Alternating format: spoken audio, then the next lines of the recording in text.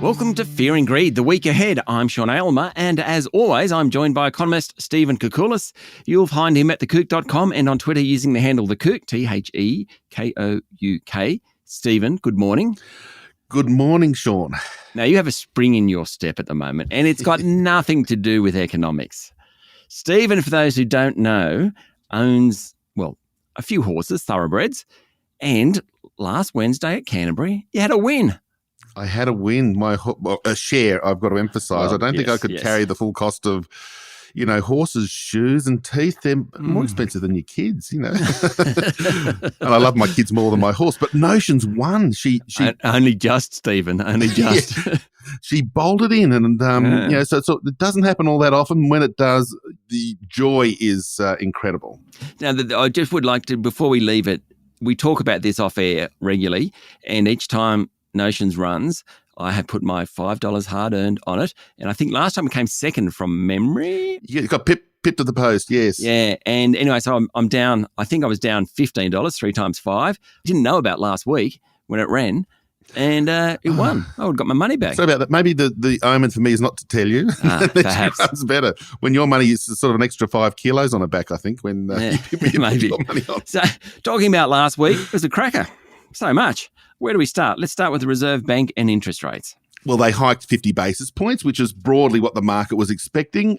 They may have just been starting to slightly soften their rhetoric. Now, that's not to say that this is the peak of the rate hiking cycle, but they did say that they're detecting evidence of slightly slower growth. They're detecting a turn in sort of global commodity prices. We're noticing already, the oil prices factoring into our petrol prices, and that's sort of part of this theme, I suppose, that the financial markets and our RBA are looking at, that, we're getting nearer the peak in inflation. And because of that, the RBA is sort of saying, look, we do have more to go. We've still got an inflation problem. It's still very elevated, but we're going to look at the data now a bit more closely, and we're going to be a bit more cautious. There's no predetermined path, I think was the words they used, for interest rate adjustments. So, the market's sort of thinking that maybe we've, now they're at 1.85% for the cash rate, they're going to move in 25 increments rather than the 50s.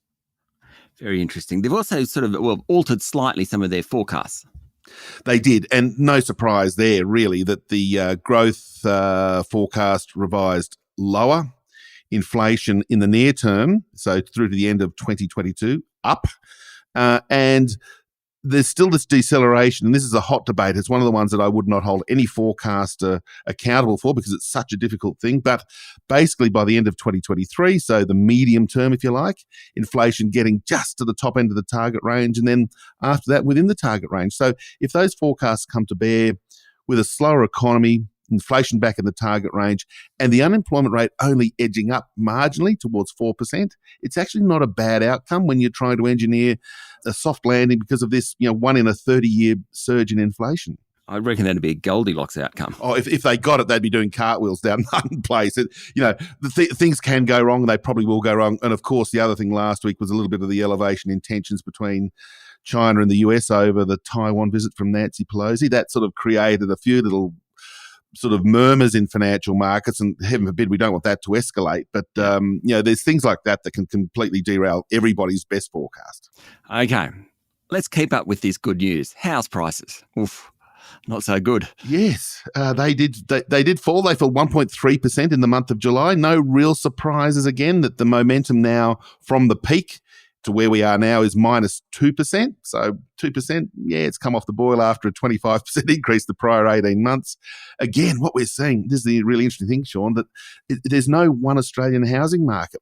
Property prices in Perth, Adelaide and Darwin are still going up, whereas Sydney's down big time. It's down around about 5% from the peak. Melbourne's down around about 3% now. And the other cities are somewhere in between, sort of moderating prices. So it's an interesting phenomenon that price fall is happening, but it's not a free fall at this stage. That's good, I think. Now, look, plenty else around last week. The retail sales, building approvals, really like the whole credit side of the economy is interesting at the moment. Yeah, well, the building approvals numbers were resilient. They're very, very choppy month to month. It sort of depends on when there's a big high-rise development approved or not approved. But basically, we've got approvals of 16,000 dwellings per month still in the pipeline. That's pretty impressive. So we're going to have a decent supply side response just when the borders are reopening to immigration. So that supply and demand issue for housing is probably going to be reasonably close to some sort of equilibrium, not a glut, not a shortage. So that's interesting. We consumers, now this is where there's a bit of information there, that the retail sales numbers were soft in the month of June, just up 0.2%, and that's after a couple of very strong months. So maybe just in the month of June, after a few of these rate hikes were starting to bite, we pared back our spending growth. But the June quarter numbers, so the average of April, May and June, were still very strong, up 1.4% in real terms. That goes into the real GDP number that we get out in a month or so. So we've got the consumer side contributing to what will probably be a pretty decent June quarter GDP result. Now, this, of course, is Fear and Greed the week ahead. We haven't even thought about the week ahead so far, so we better jump into that.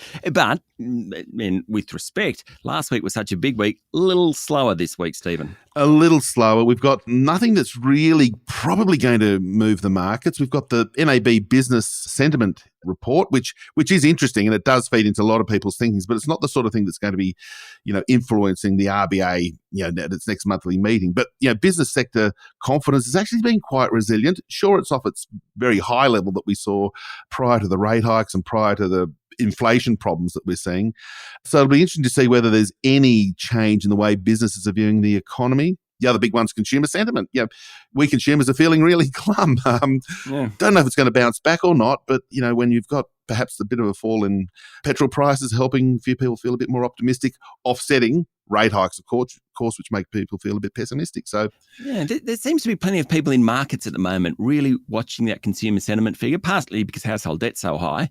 And so they're worried that if consumer sentiment just keeps tumbling, or even stays at the level that it is now, which is extremely low, it will demonstrate that the cost of living is hurting people and consumers will pull back. Oh, look, that's a really good point. Normally, when consumers are feeling pessimistic, they tend to hunker down with their spending.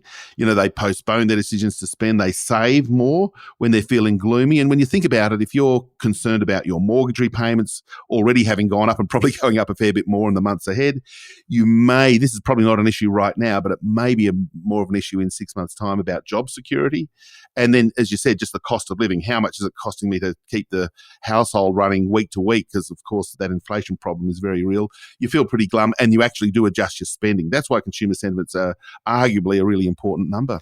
Now, last week we talked about Alan Green's, one of Alan Greenspan's favourite index. It was the men's underwear index.